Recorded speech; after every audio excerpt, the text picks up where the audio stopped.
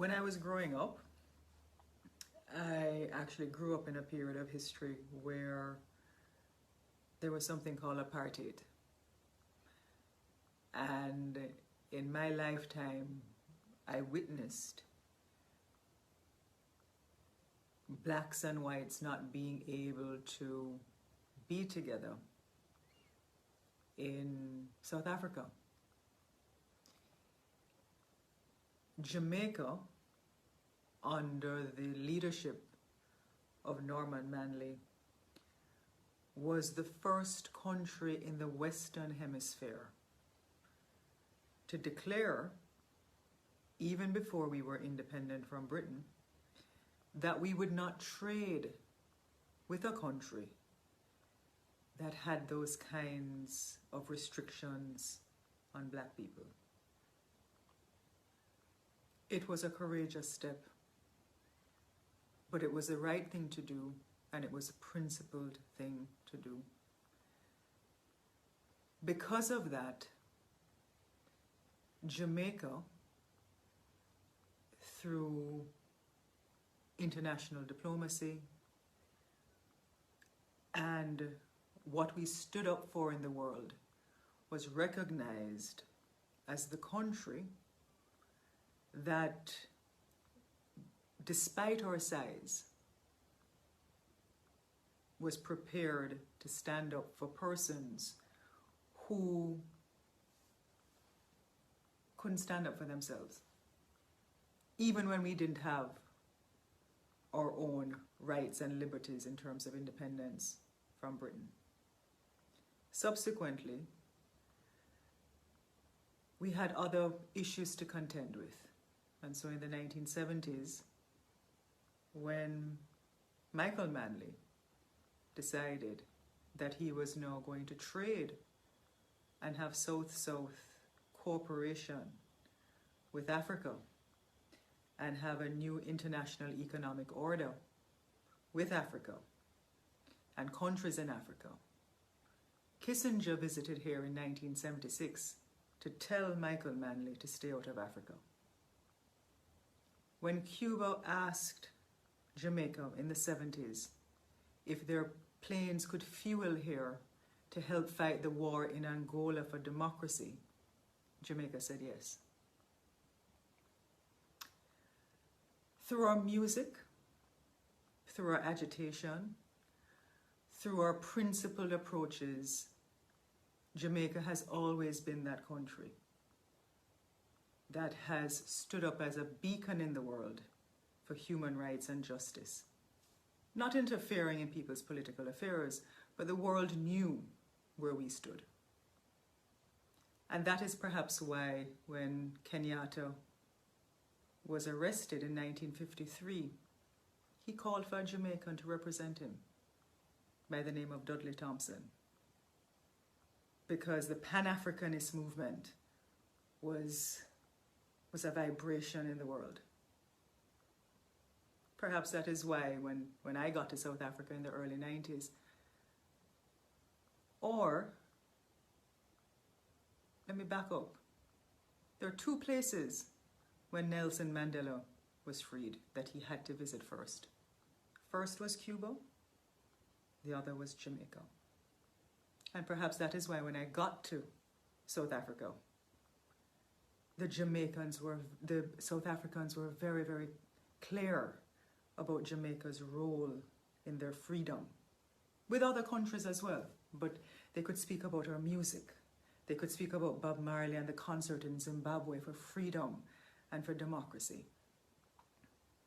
So I want Jamaican young people to understand that perhaps you are questioning why some of us are taking a stand for the freedom of our black brothers and sisters in other places, when obviously we have issues here. It is because it's in our DNA. It is because it's who we are. It is because 100 years before full freedom, there was a woman who walked from Portland in the east to tell her brother in St. Elizabeth not to trust the British. That woman was Nanny, and her brother was Kojo. and 100 years, regardless of what the history says and how it's written, there was a woman and a set of people in Jamaica who beat the British 100 years before full freedom in this country. It's who we are, it's in our DNA. And perhaps we need to find, again, that fervor to speak up for issues that threaten not only our mortality, but threaten our presence, because guess what? The history of America is built on black people. We can go to Starbucks in the United States and sit down. Our children can go to universities there. We can visit, some of us, if we choose to, and feel free as Caribbean nationals because of the rioting. And so when we see persons over there fighting for their lives and fighting for their freedoms, around the world we have to coalesce regardless of where we are and say, yo brother, we're there with you. Because today for you, tomorrow for me. So it's a very, very interesting time that we're living in the world. And sometimes the lid is taken off of situations to demonstrate exactly what has been in the underbelly. And people are angry, especially countries around the world perhaps, that feel that the United States has interfered in their own affairs when all of this is happening in their country. I'm not going to get into that. What I want us to get into is who we are as Jamaicans, those things that we stand up for in terms of our character, why it is that we are so respected around the world. It is because we've always stood up on principle. We've always stood up for the underdog. We've always stood up for freedom, for liberty, for solidarity. And we've always been a revolutionary people. Our reggae music is revolutionary. It's inspiring. It breaks down dogma. It shatters propaganda. It's a vanguard of making sure that people feel liberated, and it carries you through the struggle. So for whatever else that we're all feeling at this point, because I have a son. You have children. We have relatives that live in the United States. The diaspora of Jamaica and the Caribbean and Africa all helped to build that country and all helped to build the UK. And their children, their grandchildren are there. So, even if you can't get out on the road, feel that spirit of solidarity. And also feel the spirit here for children who are being raped, for mothers who are being abused, for every time a young man goes out there and for some reason somebody just hears him gunned down. When will it get to a point where enough is enough? I'm asking you to dig deep. Dig deep and remember the history of who we are as Jamaicans. Not segregating by virtue of whether we're in a geographical location or if we're in Jamaica,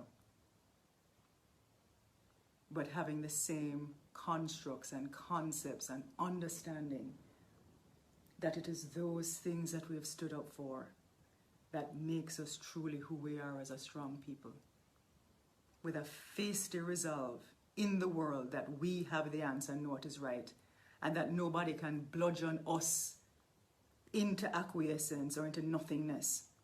And we must feel that way for everybody else too.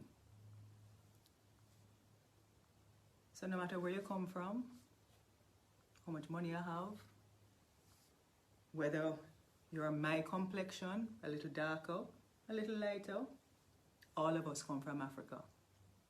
Remember me tell you that.